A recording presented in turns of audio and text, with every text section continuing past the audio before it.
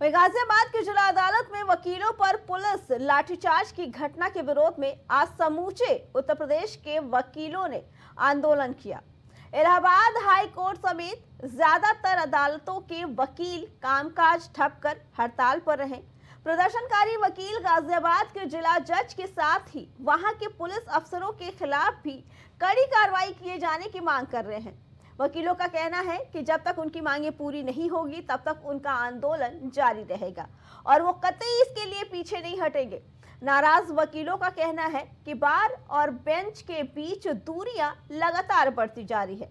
जिला जज ने वकीलों पर लाठीचार्ज कराकर समूचे अधिवक्ताओं को अपमानित करने का काम किया। उनके खिलाफ कार्रवाई होनी चाहिए। दूसरी तरफ गाजियाबाद बार एसोसिएशन ने इस मामले को लेकर इलाहाबाद हाई कोर्ट में याचिका भी दाखिल कर दी। इस याचिका पर इसी हफ्ते सुनवाई होने की भी उम्मीद है। याचिका में भी इस मामले में दखल देकर कड़ी कार्रवाई की जाने की मांग की गई है।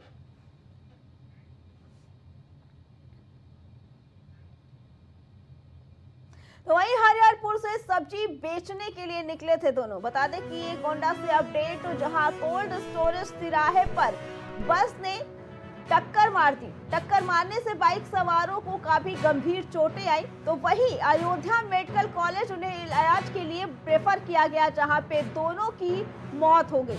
क्षेत्रीय विधायक प्रेम नारायण भी मौके पर पहुंचे। अयोध्या नवाबगंज कोल्ड स्टोरेज तिराहे की ये घटना बताई जा रही है, जहां पे बता दें कि अयोध्या मेडिकल कॉलेज में दोनों की टक्कर हो गई। क्षेत्रीय विधायक प्रेम नारायण भी अयोध्या पहुंचे और उन्होंने जायजा लिया। वहीं हरिहरपुर से सब्जी बेचने के लिए दोनों युवक निकले थे, जिनको एक बस ने टक्कर मार दी। बताया जा रहा है कि कोल्ड स्टोरेज तिराहे के पास एक बस ने उन्हें टक्कर मार दी, जहां इलाज के लिए उन्हें अस्पताल में भर्ती कराया गया। दोनों को इस टक्कर में काफी गंभीर चोटें आई। इलाज के लिए अयोध्या मेडिकल कॉलेज में दोनों को रेफर किया गया, जहां पे इलाज के दौरान उनकी मौत हो गई।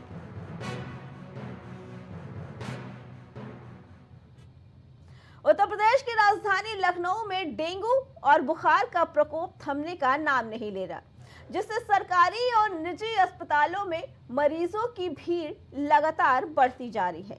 हालात इतने गंभीर हो गए हैं कि अस्पतालों के वार्ड से लेकर घरों तक डेंगू और अन्य बुखार से पीड़ित मरीजों की संख्या भी बढ़ रही है।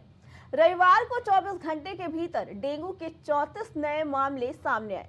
ऐसे में चिंता का माहौल बना हुआ है। इससे पहले शनिवार को 67 केस पाए गए थे।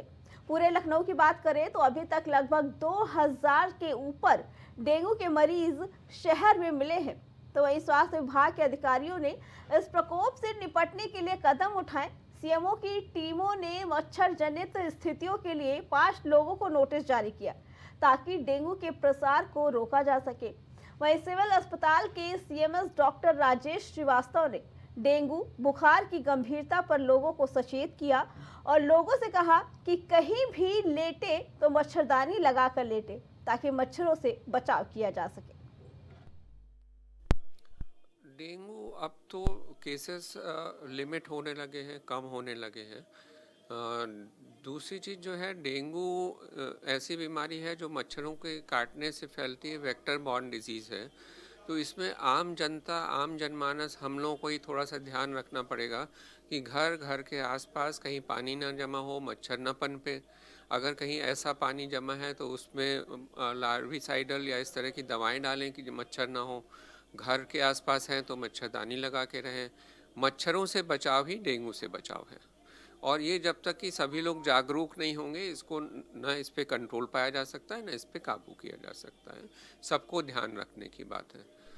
सर, डेंगू के क्या प्रयास किए गए हैं? डेंगू के मच्छरों से बचाव के लिए जहाँ पे डेंगू वार्ड बनाए वहाँ मच्छरदानी वगैरह लगा के रखी गई हैं। हालांकि लोग हटाते हैं, बार बार उनसे कहा जाता है कि आप लगा के ही रखो। कोशिश ये की जाती है कि वहाँ भीड़ ना लगाएं, जिससे दूसरे को ना फैले। ये मच्छरों के काटने ही से फैलता है, लेकिन मच्छरदानी लगाने से वो मच्छर फिर और किसी को नहीं। सर, एक रिपोर्ट आई है कल 24 घंटे में 34 पेशेंट डेंगू के पाए गए हैं, और ऑल ओवर अगर लखनऊ की बात की जाए तो 2000 के ऊपर डेंगू के पेशेंट हो गए।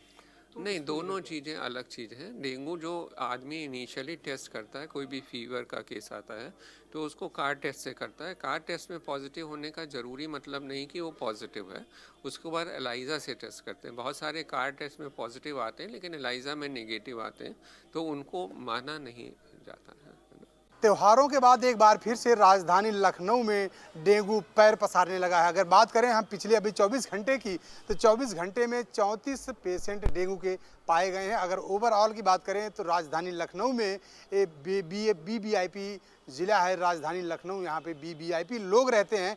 फिर भी राजधानी लखनऊ में 2000 के ऊपर डेंगू के पेशेंट आज तक पाए गए हैं। लेकिन फिलहाल अगर बात करें शासन प्रशासन की इस पे और चिकित्सा विभाग की, तो लापरवाही की वजह से डेंगू राजधानी लखनऊ में पैर पसार रहा है। नगर निगम की बात करें तो नगर निगम भी फॉगिंग का काम जो होता है, नगर निगम का फॉगिंग काम नहीं कर रहा है प्रॉपर तरीके से। जो क्षेत्रों में जाकर गलियों में जाकर फॉगिंग करता है, फॉगिंग नहीं कर रहा। अगर बात करें चिकित्सा अस्पतालों की, अगर बात करें सिविल अस्पताल की, डॉक्टर श्यामा प्रसाद मुखर्जी हॉस्पिटल की, तो यहाँ पर भी डेंगू के पेशेंट पाए गए हैं। और अभी अगर मौके की बात की जाए तो 25 डेंगू के पेशेंट कल आए थे, जिसमें से 12 डिस्चार्ज हुए और 12 अभी भी वार्ड में मौजूद हैं। लेकिन अगर वार्ड की व्यवस्था को देखा जाए तो वार्ड की व्यवस्था बिल्कुल लापरवाही की वजह से तमाम तरह की अव्यवस्था फैली हुई है। तो जाहिर सी बात है कि चिकित्सा विभाग, या बात करें डिप्टी CM ब्रिजेश पाठक की, ब्रिजेश पाठक भी दम्भ भरते नज़र आते हैं कि पूरी राजधानी लखनऊ में चिकित्सालयों में किसी भी तरह की कोई लापरवाही नहीं बरती जाएगी। फिलहाल उनके दावे की पोल खोलते हुए नज़र आते हैं अस्पताल लखनऊ के। उसमें एक हॉस्पिटल सिविल अस्पताल भी है जहां पर रोगियों के लिए या डेंगू के पेशेंटों के लिए प्रॉपर तरह की सुविधाएं मौजूद नहीं हैं। कैमरा पर्सन धनमेंद्र के साथ राजेश यादव, प्राइम टीवी, लखनऊ। गोंडा जिले के कर्नलगंज में अयोध्या के तर्ज पर सरयू महाआरती का आयोजन किया गया। कार्यक्रम में जिलाधिकारी नेहा शर्मा सहित कई लोगों ने मां सरयू की आरती उतारते हुए नदियों को स्वच्छ बनाने का संकल्प लिया। आपको बता दें, वन प्रभाग और जिला गंगा समिति द्वारा आज सरयू तट कटरा घाट पर विभिन्न कार्यक्रमों का आयोजन किया गया। इस दौरान पूरे सरयू तट को रंग बिरंगी लाइटों और दीपक से सजाया गया। जगह जगह आकर्षक रंगोलियां बनाई गई। उसके बाद विधि विधान के साथ जिलाधिकारी नेहा शर्मा के साथ कई लोगों ने सरयू पूजन महाआरती किया। बता दें कि नदियों को स्वच्छ और सुंदर बनाए रखने का उपस्थित लोगों को शपथ भी दिलाई। नमामि गंगे का आज स्थापना दिवस के रूप में इस दिवस को मनाया जाता है और हम सब लोग आज सरयू के तट पर मां सरयू की आरती के लिए और एक प्रतिज्ञा के साथ यहाँ उपस्थित हुए हैं कि हमारे जो भी जलाशय हैं, जो नदियां हैं और इतनी पावन नदियां हैं जिनकी अपने आप में एक अलौकिक रूपरेखा है, पौराणिक रूप से भी इनका महत्व है और वैसे भी जो वातावरण और जिस प्रकार से एनवायरनमेंट के लिए इनका अच्छा होना, साफ होना, स्वच्छ होना बहुत आवश्यक है। उस संदर्भ में आज हम सब प्रतिज्ञा लेने के लिए मां सरयू के तट पर उपस्थित हुए हैं और आपने देखा कि एक सुंदर सांस्कृतिक कार्यक्रम मां सरयू की आरती बच्चों के द्वारा बहुत सुंदर यहाँ पर जो झलकी एग्जिबिट्स लगाए गए हैं। तो एक उद्देश्य ये है कि सबके बीच में एक जागरूकता की अलग फैले और लोगों के बीच में वातावरण को स्वच्छ, साफ, सुंदर और कंजर्व करने के लिए जो स्टेप्स उठाने हैं उसकी एक जागरूकता और शिक्षा जो है उसका भाव उत्पन्न हो। तो शपथ भी दिलाया गया मैम। आज हम लोगों ने एक शपथ भी ली है और उस शपथ में भी यही मर्म था कि हमें अपने नदियों को स्वच्छ रखना है और उनके एनवायरनमेंट में जो उनका रोल है उसके संदर्भ में आज सब प्रतिज्ञा भी हम लोगों ने ली है।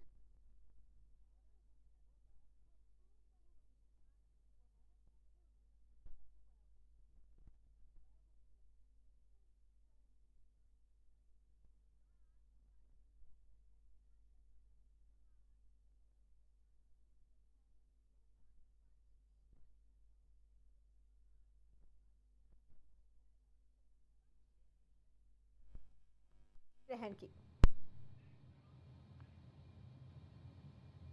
आम आदमी पार्टी उत्तर प्रदेश में सदस्यता अभियान चलाएगी, जिसके तहत 6 महीने में 50 लाख सदस्य बनाने का लक्ष्य रखा गया है। ये जानकारी आज पत्रकार वार्ता में सांसद और उत्तर प्रदेश के प्रभारी संजय सिंह ने दी। उन्होंने बताया कि आम आदमी पार्टी से जुड़ने और सदस्य बनने के लिए 1 रुपया नहीं लिया जाएगा, बल्कि निःशुल्क सदस्यता दी जाएगी। ऑनलाइन माध्यम से भी सदस्य बनाए जाएंगे। इसके लिए पार्टी हाईकमान की ओर से हर जिले में 10 पदाधिकारी चयनित किएगी। आज से उत्तर प्रदेश के सभी जिलों में, कस्बों में मेंबरशिप का अभियान शुरू होगा। आम आदमी पार्टी का राजनीतिक दलों के तो बड़े बड़े दावे होते हैं। बहुत सारे राजनीतिक दल आपको मिल जाएंगे जो कहेंगे कि हम 20 लाख सदस्य एक जिले में बनाएंगे। ऐसा मैं कोई दावा नहीं कर रहा हूं और हमने बहुत सोच समझकर योजनाबद्ध तरीके से सदस्यता अभियान चलाने का निर्णय लिया है और 6 महीने में 50 लाख सदस्य बनाने का लक्ष्य रखा है। पूरे यूपी में 6 महीने के अंदर 50 लाख सदस्यता अभियान के जरिए बनाए जाएंगे। ये हमारे पार्टी की, आम आदमी पार्टी की रसीद है सदस्यता अभियान की। और सदस्य बनने के लिए 1 भी रुपए हम लोग किसी से नहीं लेंगे। ये निःशुल्क है सदस्यता अभियान, इसका कोई पैसा लोगों से नहीं लिया जाएगा। दूसरा, ऑनलाइन भी हमारे वेबसाइट पे जो लोग सदस्य बनना चाहते हैं, जो लोग हमारे ट्विटर फेसबुक हैंडल पे आके सदस्य बनने की इच्छा जाहिर करेंगे और अपना नंबर देंगे, उनसे भी हमारी सोशल मीडिया की टीम और यहाँ की टीम संपर्क करेगी। अब इस सदस्यता अभियान के साथ साथ कुछ और एक्टिविटी, कुछ और कार्यक्रम हमने तय किया है। जिलों में सदस्यता अभियान चलाने के साथ साथ हर जिले में कम से कम 10 ऐसे पदाधिकारी हमने चयनित किए हैं जो महीने में 10 ग्राम सभा या वार्ड की कमेटियां बनाएंगे। यूपी में समाजवादी पार्टी की सहयोगी पार्टी रही जनवादी पार्टी सपा से किनारा करने के बाद से लगातार पार्टी को विस्तार देने में लगी है। तो वहीं दूसरी तरफ विधानसभा चुनाव को देखते हुए जनवादी पार्टी भी मैदान में ताल ठोकते हुए नजर आ रही। यूपी, बिहार, झारखंड और महाराष्ट्र में अपने प्रत्याशियों को चुनाव मैदान में उतारेगी, जिसे लेकर आज जनवादी पार्टी के राष्ट्रीय अध्यक्ष संजय सिंह चौहान ने प्रेस कॉन्फ्रेंस करके बताया और आगामी चुनाव में रणनीति को भी साझा किया। जनवादी पार्टी की सोच और जनवाद की सोच रखने वाले अति पिछड़े, दलित और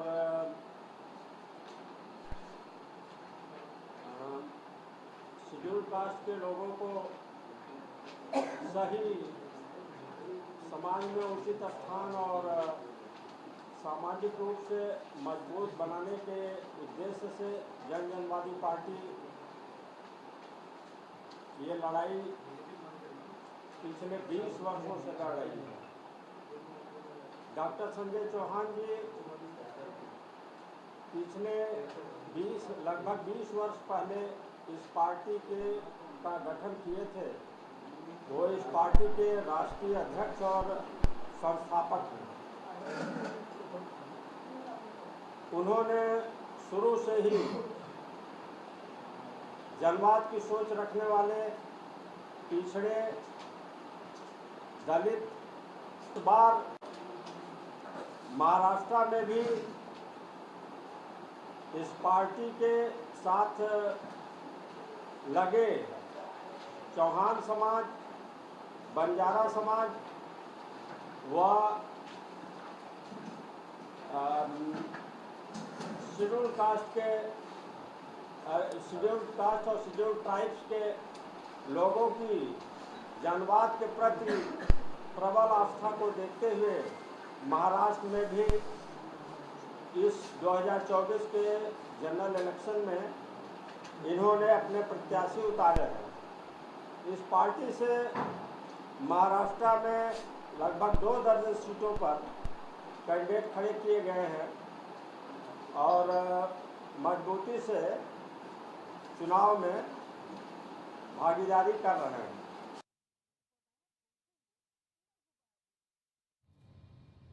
मैनपुर से बड़ी खबर सामने आ रही है। बता दें कि उपचुनाव की तारीख बदलने के बाद धर्मेंद्र यादव का बयान आया है। ये मैनपुरी से अपडेट हो, जहां धर्मेंद्र यादव का बयान कि बीजेपी के लोग उपचुनाव से डर रहे हैं।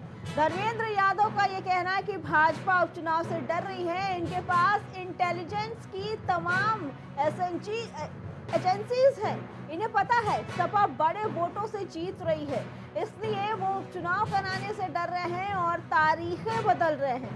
तिकड़म करने को 1 हफ्ते का समय लिया हो, ये बयान आया है धर्मेंद्र यादव का, जहां उन्होंने कहा कि इसी तरह से मिल्कीपुर का चुनाव भी रोका गया। भाजपा उपचुनाव में हार रही है और वो इससे डर रही है। अब ये सब जगह चुनाव से भागे जा रहे हैं। बता दें ये अपडेट आया है, जहां धर्मेंद्र यादव का बयान आया है चुनाव की तारीख बदलने को लेकर।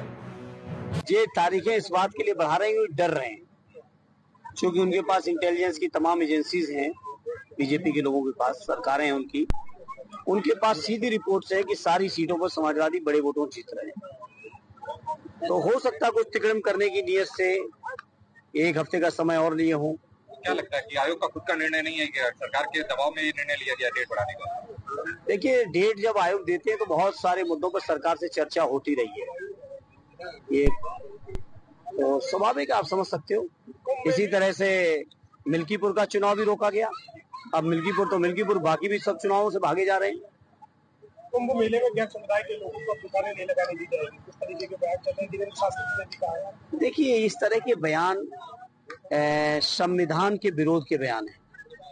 हमारे संविधान निर्माताओं ने, हमारे स्वतंत्रता सेनानियों ने, ये स्वतंत्रता आंदोलन के नेता थे जो बाद में संविधान सभा में सब लोग बैठे, उन्होंने मंथन चिंतन करके हमारे देश को पंथ निरपेक्ष राष्ट्र के तौर पर स्थापित किया, हमारे संविधान बनाया। संविधान को पूरे देशवासियों ने अपनाया और मैं समझता हूँ देश में हर व्यक्ति को कहीं भी व्यापार से लेके, कहीं भी भ्रमण से लेके, आपके अर्थ से लेके, आपके धर्म से लेके, व्यक्ति से लेके तमाम स्वतंत्रताएं दी गई। अब इस तरह की चीजें केवल नफरत फैलाने की नीयत से ये बातें कर रहे हैं। जब चुनाव कई बार देखे गए, चुनाव में पहले बीजेपी दावा करती थी, पहले उसका बयान था कि सबका साथ सबका विकास। अब नया नारा योगी जी के द्वारा दिया जा रहा है, बटोगे तो कटोगे। कैसे देखते हैं? क्योंकि उनके सबके साथ सबके विकास नारे की हवा निकल चुकी है। झारखंड में चुनावी दौरे का आगाज करेंगे सीएम योगी आदित्यनाथ। ये बड़ी अपडेट, जहां कल झारखंड की 3 विधानसभा क्षेत्र में जनसभा करने के लिए पहुंचेंगे सीएम योगी आदित्यनाथ। कोडरमा, बरकागांव और जमशेदपुर में चुनाव प्रचार करेंगे योगी आदित्यनाथ। महाराष्ट्र चुनाव में भी छाया योगी का जादू। बता दें उत्तर प्रदेश के मुख्यमंत्री योगी आदित्यनाथ का जादू इस वक्त हर तरफ छा रहा है। यूपी, झारखंड के साथ महाराष्ट्र में भी योगी की डिमांड बढ़ती जा रही है। झारखंड में चुनावी दौरे का आगाज सीएम योगी आदित्यनाथ करेंगे। आगरा में सेना का विमान क्रैश हुआ, ये बड़ी अपडेट। आगरा में आज विमान क्रैश हो गया सेना का, जहां पायलट के साथ साथ 2 लोगों ने कूदकर अपनी जान बचाई। कागरौल इलाके के सोंगा गांव में ये विमान गिरा, जिसके बाद ये दुर्घटना हुई। आसमान में ही आग लगने का मामला सामने आया, जिसके बाद पायलट समेत 2 लोगों ने कूदकर अपनी जान बचा ली। विमान के क्रैश होते ही अधिकारियों को रवाना किया गया। कानपुर से बड़ी अपडेट, यूपी में वकीलों की हड़ताल का मामला सामने आया है। आज उत्तर प्रदेश में कई जगह वकीलों ने हड़ताल किया, वकील धरने पर बैठे। कानपुर में कामकाज ठप कर दिया गया वकीलों के जरिए। विरोध प्रदर्शन कर गाजियाबाद जिला जज का पुतला भी फूंका गया। जिला जज के खिलाफ जमकर नारेबाजी की गई और वकीलों ने हड़ताल जारी रखा। गाजियाबाद जिला जज ने न्यायपालिका का अपमान किया था, जिसके बाद से ही विरोध प्रदर्शन लगातार जारी है। इसी को लेकर आज कानपुर में भी वकीलों ने हड़ताल की और पुतला फूंका। फिलहाल प्राइम उत्तर प्रदेश में इतना ही। बाकी खबरों के लिए देखते रहे प्राइम टीवी।